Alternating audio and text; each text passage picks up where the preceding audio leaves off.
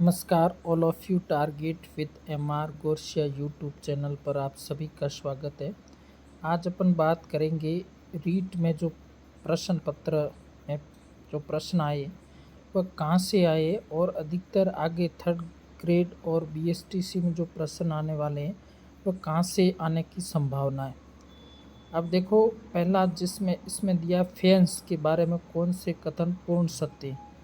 तो ये नॉर्मल सवाल नहीं है, बहुत ही कठिन सवाल है।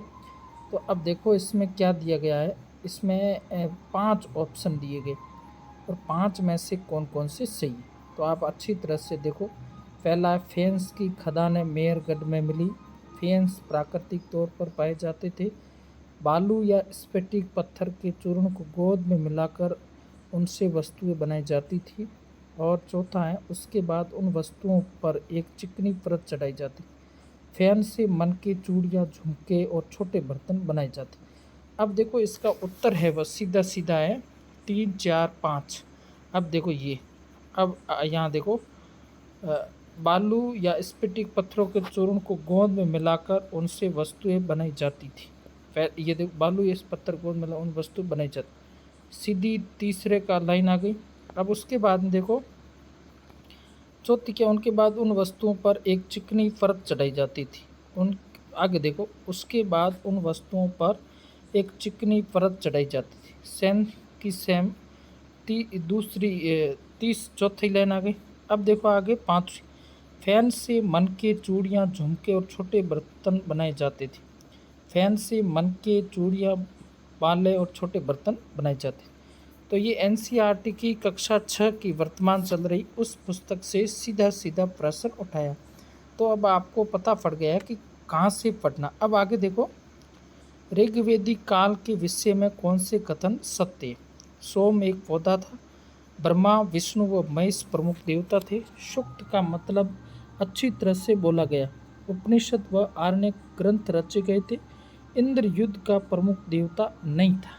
अब देखो इसमें सही क्या है, एक और एक के बाद में 3 असही। अब देखो इसमें ये यहाँ से आपको देखो सीधा लिखा हुआ है सोम एक पौधा है, आ गया। उसके बाद में दूसरा, सूक्त का मतलब है अच्छी तरह से बोला गया। दोनों पढ़े, सूक्त का मतलब है अच्छी तरह से बोला गया, सोम एक पौधा है। तो ये उसका उत्तर है, एनसीईआरटी की कक्षा 6 से लिया गया। आगे देखते हैं, इसके बाद में प्रश्न आया था कि भारतीय दर्शन की 6 पद्धति में कौन शामिल नहीं है। तो सीधा है वैशेषिक है इसका। अब देखो ये 6ठी कक्षा में भारतीय दर्शन की 6 पद्धति इसमें आपके दिया गया है पूर्ण रूप से।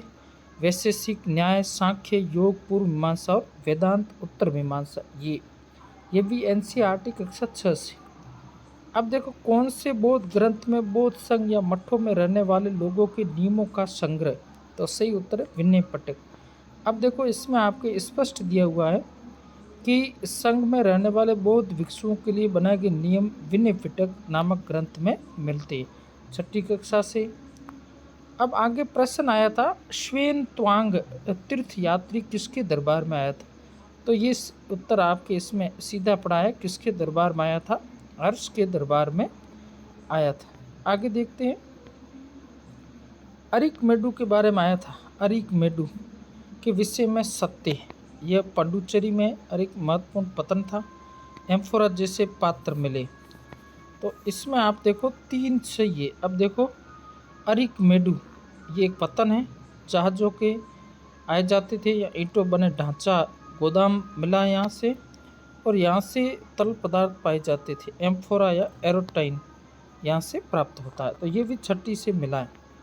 अब आगे देखो, एक प्रश्न आया था स्त्री पुरुष तुलना। स्त्री पुरुष तुलना, तो ये ताराबाई शिंदे ने। तो इस प्रकार सभी जो प्रश्न हैं वह लगभग एनसीईआरटी की पुस्तकों से आए और प्रश्न में कोई हेरा फेरी नहीं, हूबहू लाइन उठाई गई है। तो अब आप देखो आपके अधिक जो आने वाला है वह राजस्थान जी के हैं। तो मैंने कल भी आपके वीडियो बनाए अच्छी तरह से और आज मैं आपको प्रूफ बता रहा हूँ। तो कहीं जाने की तैयारी नहीं है, कहीं जाने की आपको ज़रूरी नहीं है।